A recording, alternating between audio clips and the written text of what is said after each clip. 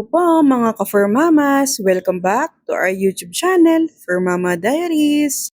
Sa lahat po ng nanonood at sa lahat po ng bago pa lang sa panonood sa aming vlog, maraming salamat po at napadaan kayo dito.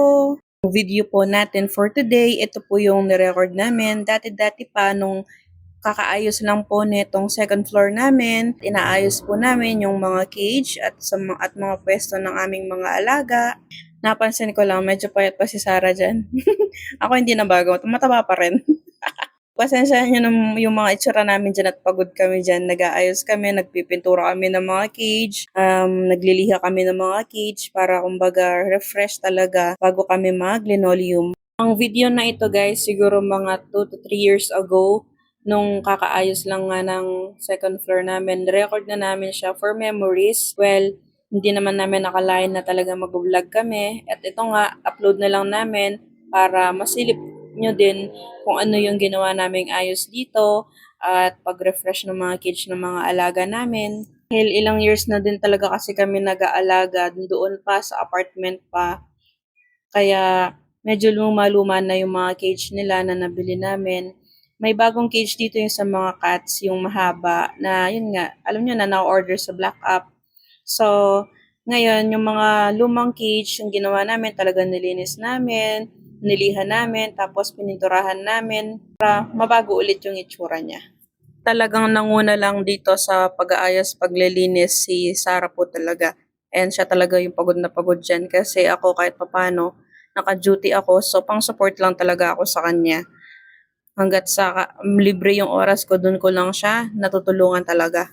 Mula po nung nag-alaga kami, mula pa nung nasa apartment kami, nung hindi pa po kami nagkakabahay, kasama na po namin ang mga alaga namin sa bawat journey ng buhay namin.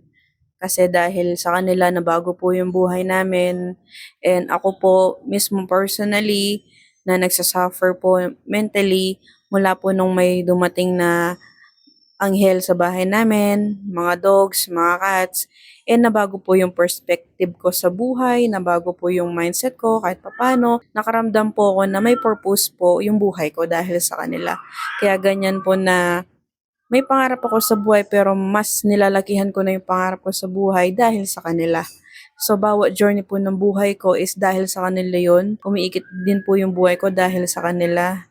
And may stage po sa buhay ko na sila ang nagligtas sa akin. Hindi man po ako maintindihan ng ibang tao kung bakit ganun po yung pagpapahalaga ko sa mga alaga namin. Hindi lang po sa mga alaga namin, kundi po sa ibang dogs and cats na nasa labas. Kapag po nakikita ko sila, kung pwede lang na lahat sila ampunin ko.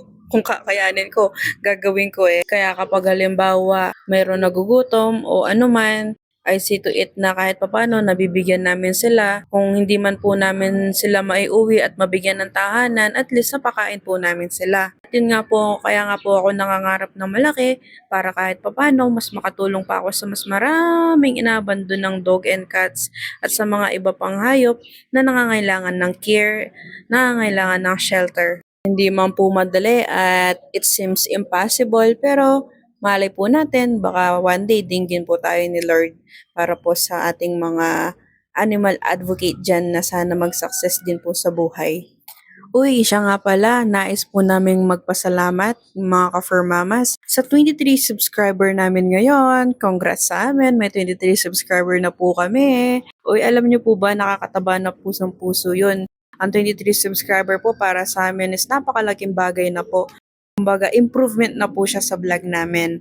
At nais po namin magpasalamat talaga sa inyo at napasaya nyo po kami ng kayo po na 23 subscriber namin. And more to come po, syempre.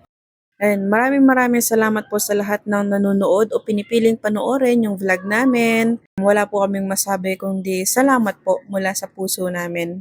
And siya nga pala mga ka-Fur Mamas, meron din po kaming Fur Mama Diaries shorts. Puro shorts po yung nandoon. Kung gusto nyo pong makita yung mga ibang clip or mga may exhibit na kakitan ng ating mga alaga, meron po doon. Ilalagay ko po sa description yung link po ng YouTube channel namin na Fur Mama Diaries shorts. Yun lamang po. At sa uulitin ko po, maraming salamat. Hanggang dito lang muna po tayo. Kita-kits po tayo sa susunod na video. Maraming salamat po. Si Hanggang Makuldan. sa muli!